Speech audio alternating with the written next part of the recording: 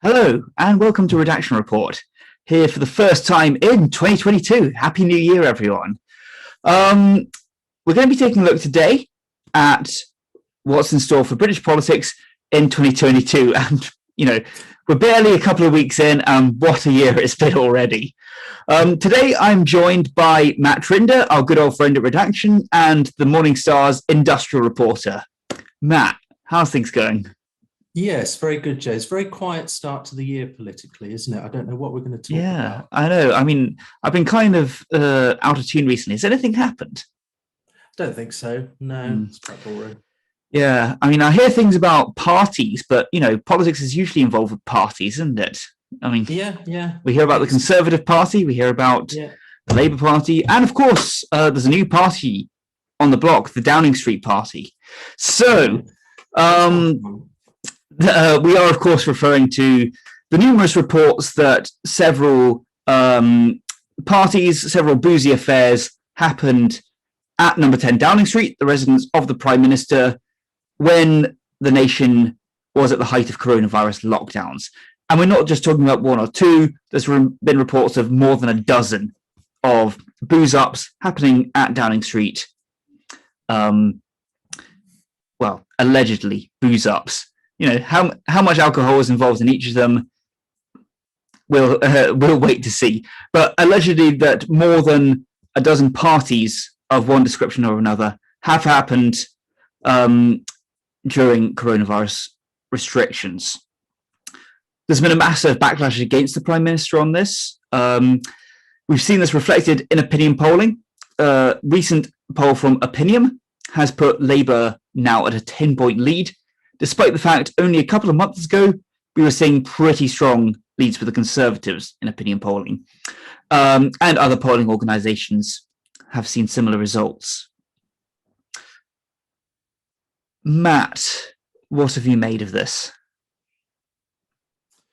Well, it's been extraordinary, really. I mean, I never thought that we'd see this in British politics. It just seems that every day you wake up and you check the news and you're just waiting for something else, As Brenda from Bristol would say, not another one. Yes, but it is like that, and that's why it's so damaging for him, for Boris Johnson, because it's not as if it's one event that you can apologize for and try to ignore. It just keeps happening. I mean, who knows what's going to come next? There's rumors of pictures and videos and all of that kind of stuff. So that's why it's damaging for him, because the party may have already decided that it's just better to get rid of him, to draw a line under this never-ending story. But we'll see. They say that MPs have been sounding out their constituents over the weekend, and something could even happen tomorrow. But we'll see. I think we're seeing a bit of a fight back today from Johnson's team. I mean, we've had the story about ending the BBC's licence fee, for example, which is, a typical concession to the right of the party. That seems to be a package of policies that he's hoping will appease them. But I'm not sure it's going to work this time. He's too personally implicated in what's gone on, and it's just a very simple story for people to understand. It's not about judicial reviews or some kind of civil servant issue. He told us we couldn't party, and he was partying. And people I know who are very apolitical, not interested in politics, even they are talking about it, and even they are angry. So I just don't think this is going away. No, for sure. And of course, he gave a grovelling apology, as far as Boris Johnson is capable of grovelling apologies, before the House of Commons recently. And at that point, Keir Starmer has finally called for him to turn in his notice. This has been something that even 6 members of Parliament for the Conservative Party, they have now called for Boris Johnson to resign publicly. That includes Douglas Ross, who is the leader of the Scottish Conservative Party. So the leader of an entire subnational branch of the party has now called for his resignation, which is pretty huge, especially at a time when the Scottish Conservatives have been, over the past half decade, have been on the rise. They're now the main opposition party in Holyrood. I don't think Douglas Ross really wants to risk alienating the Tory voter base. As much as it's been growing, it's still pretty fragile in Scotland. What did you make of these calls to him to resign finally coming in? Because there's been, this has been happening since December, these reports of the parties coming in. And Keir Starmer, among others, have been, reluctant to actually push that button. It's now happened. It strikes me that means they must be fairly confident it's going to happen, because if Keir Starmer, leader of the opposition, is calling for Boris Johnson to resign and then he doesn't, he's going to have backed himself into a political corner there. Yeah, I mean, I think he senses blood in the water. I mean, it's just refreshing to hear him be so direct, because he seems to have suddenly realized in the past month or so that Boris Johnson is unfit for office, which, in my opinion, he clearly always has been unfit for office. I think that Labour's poll lead, I think it's largely down to people deserting the Conservatives, not necessarily running to Labour, but because this issue is so dominant at the moment, Starmer's message will be attractive to people. But I think that poll lead is fragile for Labour. Yeah, absolutely. And, speaking as someone who attended a funeral during coronavirus lockdowns, what happened there hurts. I'm not going to lie. Hurts on a personal level. And like you say, a lot of people who are apolitical, who weren't necessarily involved and engaged, but who were well aware of what they were expected to do during the coronavirus restrictions, it was very clear. And what has clearly happened was, assuming these allegations are true, and upon reports are coming out that members of Downing Street staff have breached these restrictions, a lot of people are seeing that as unforgivable. Yeah, and I think it's not only the parties, but it's the attempt to cover them up. And it's also the excuses that have been forced out of Johnson since he's been forced into a corner, and particularly the Garden Party, I think on the 20th of May 2020, he kept saying, let's wait for the independent report from Sue Gray, the civil servant. But it was just a ridiculous defense, because he was almost saying, I don't know what I've done until Sue Gray tells me what I've done, and then I can tell you all about it. It's not a legal case where you have to worry about contempt of court. Just tell us, why do we have to wait for that report?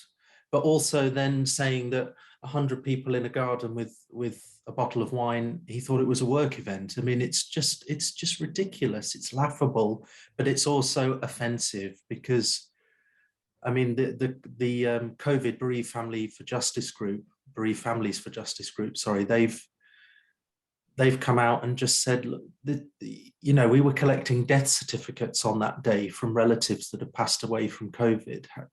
It's just wrong. Everyone knows it's wrong, and it's so difficult for the government to try and move on from it, because Johnson is personally implicated.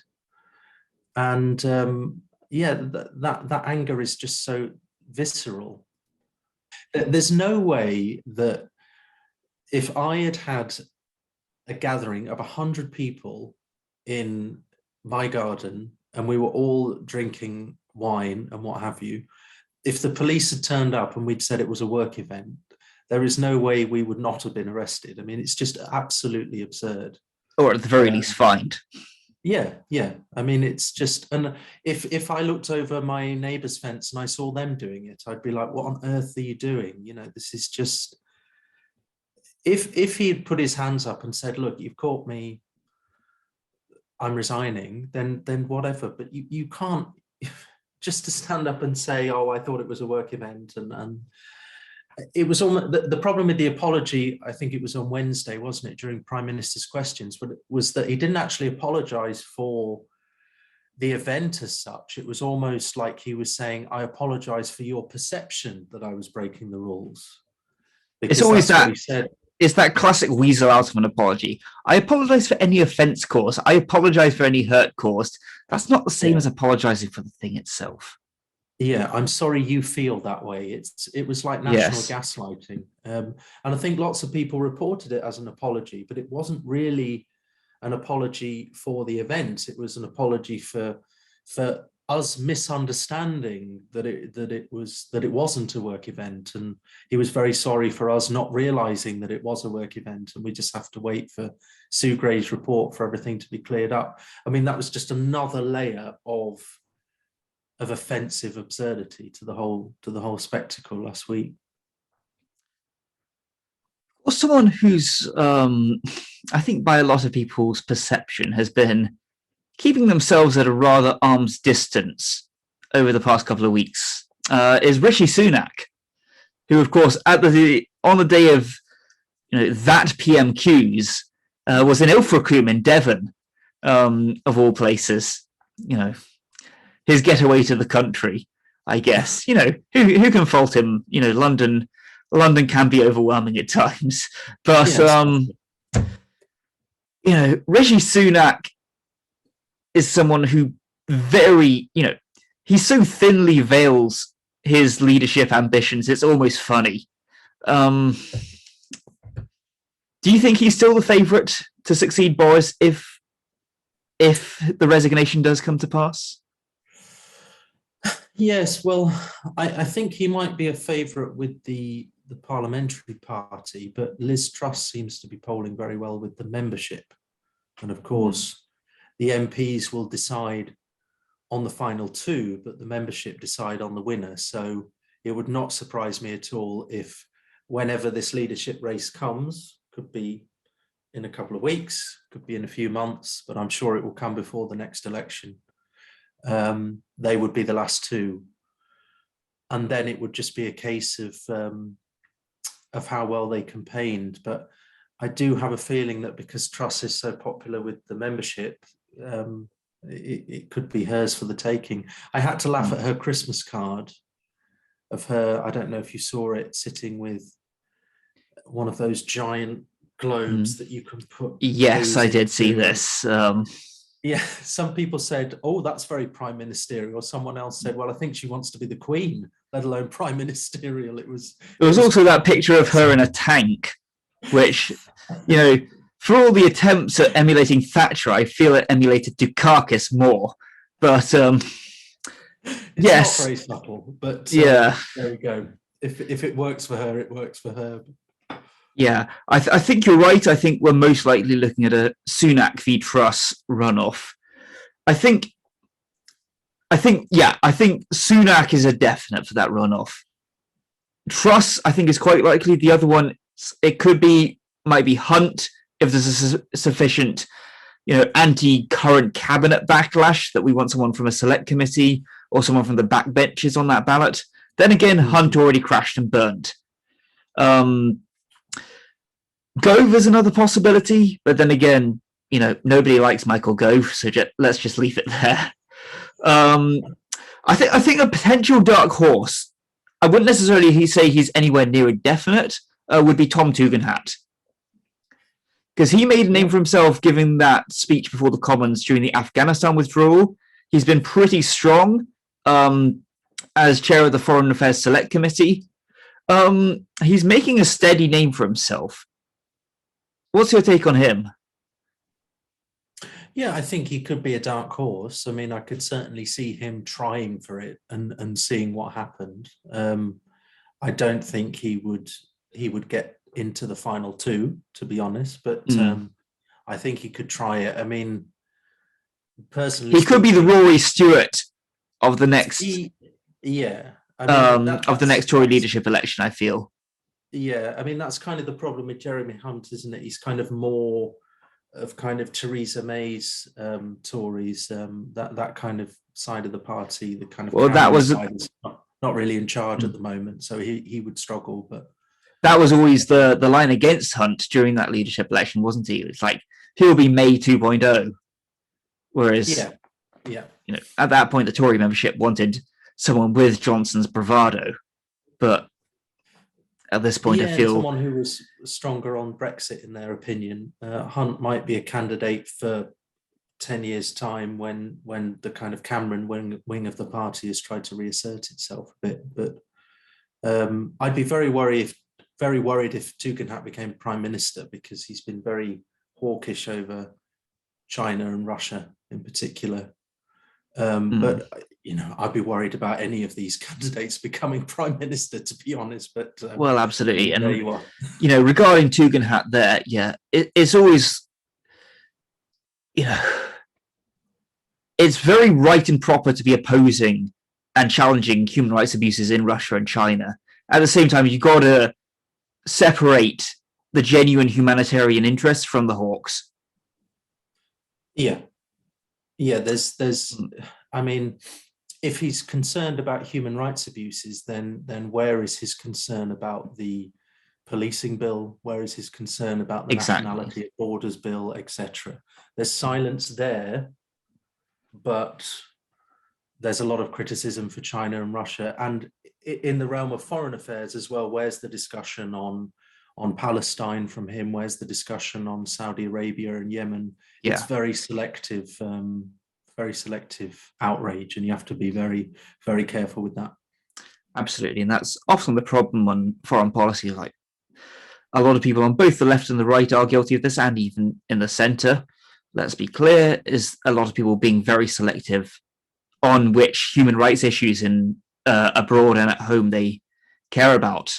And in my opinion, as a leftist, any leftist worth the crust should be absolutely consistent in standing up for human rights across the globe, be that in the West, be that in China, be that in Russia, be that in the Middle East, and so on and so forth, for sure. Yeah. But to bring it back to the parties, rather flippantly to bring it back to the parties, the Labour Party. Remember them. Keir Starmer, of course, has now called for Boris Johnson's resignation. One thing that strikes me about Starmer is, anyone who knows me knows that I've had my very strong criticisms of his leadership. I think he's been very milquetoast, very reluctant to commit to any serious policy positions or even any coherent vision for the party in the country, let alone policy positions. I feel he's starting, if anything, it's just because of the very obvious open goals. He is starting to come into his own as a political performer. Maybe I'm getting ahead of myself here, but I think he's played this situation well, as much of an open goal as it's been. How do you feel he's performed? Yeah, he's done well recently, but who wouldn't? It's just, you've got a prime minister. Well, Labour are good at snatching defeat from the jaws of victory, so yeah, that's true. But I don't think any opposition leader has ever had the kind of material he's been working with recently. So the prime minister's staff were partying on the eve of the Queen's husband's funeral. There's open goals, and then there's someone's taken the net away. It's and widen the hoops for him. Yeah, but he has he on the surface he's performing better, and obviously Labour's poll lead is or seems pretty strong, but there's a certain rewriting of history going on, because he's only recently, as I said before, decided that Johnson is unfit for office. Also, I saw he gave a speech to the Fabian Society a few days ago, and he was saying that less people would have died if the government had taken swifter action on COVID-19, which is not very solid ground for him, because his Labour is very much kind of voted through everything the government, or most things the government wanted to do on COVID. He hasn't really criticised them too strongly on that. So I wouldn't trust that from him too much. But scratch the surface, and Labour is in trouble financially. For example, they've lost so many members and a lot of trade union backing over the past few years. This would be national news if socialists were still in charge of the party, but at the moment it's kind of being swept under the carpet, I would argue, because Starmer is not seen as a challenge to the establishment, which Corbyn certainly was. So superficially he's doing better, but I don't think there's much substance to it at the moment. As you said about policy, we're still waiting to hear a lot of what he would actually do. He's got this new slogan, hasn't he, now, which is security. The one he forgot himself mid-speech. Yes, I mean, I don't blame him, because it's so vacuous, it means nothing, but security, prosperity, and something else. I just read about... It's always the hard and fast rule of political slogans. If it's something that nobody could possibly disagree with on the surface, it's a bad slogan. Yes. Well, he not only... He didn't even say it was a slogan. He said it was his core values. I mean, I wouldn't want to party with anyone that had security. That was his line during his party conference speech, wasn't it? Changing lives, not shouting slogans.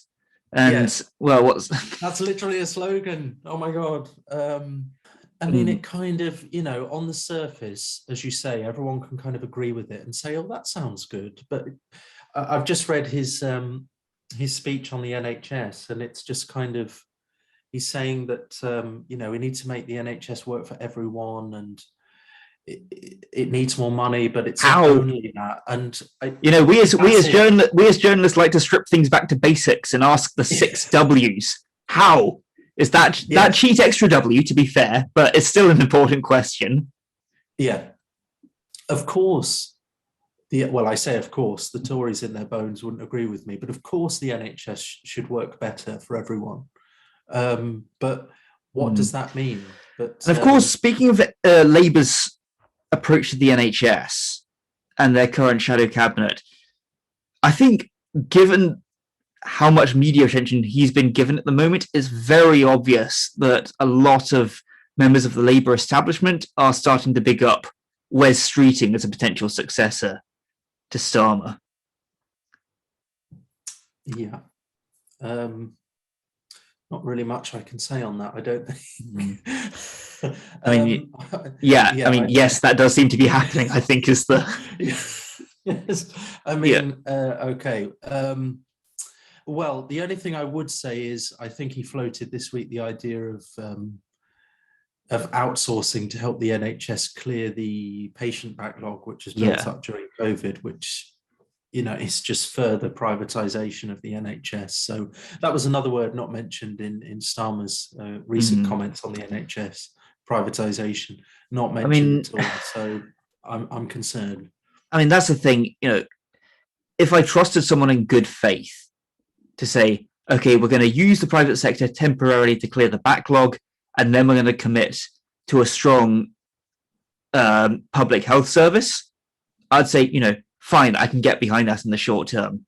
The question is, do we trust the current Labour Party to pursue that course of action? And that does remain to be seen. Yeah. At the moment, like the Tories, they seem to be bigging up the principle of private sector involvement in the NHS, which is extremely concerning, because if they're bigging up the principle, then that means that the end goal is as much privatization as possible. So they'll bring in the private sector to help clear the backlog, and then they'll say, well, this has worked wonders, like maybe we should outsource this or whatever. And of course, all the time, the actual NHS is suffering real-term pay cuts, and staff are leaving left, right, and centre. And then in 10 years' time, they'll just say, well, the private sector's doing so well, the NHS is on its knees, we may as well kill it. And that's obviously the... I'm not saying that's Labour's plan as such, but... I highly doubt it's their active intention. Very highly doubt it's their active intention. It's definitely what the Tories want to do. and then in 10 years' time, Labour most of them will go along with it. Mm. On that slightly downbeat note, I think it's time to start wrapping things up, folks, I'm afraid. But hopefully we can come back to you later in the year with better news. But until then, please tune in soon.